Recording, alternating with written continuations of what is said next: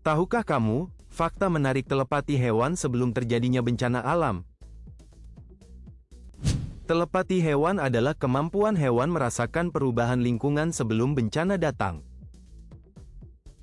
Hewan menggunakan indera tajam untuk mendeteksi getaran dan perubahan medan magnet bumi. Contoh perilaku hewan: anjing gelisah, burung terbang menjauh sebelum gempa bumi atau tsunami. Fenomena ini menunjukkan alam memberikan tanda melalui hewan sebelum bencana terjadi. Jangan lupa like, komen dan subscribe agar terus mengetahui fakta-fakta menarik lainnya.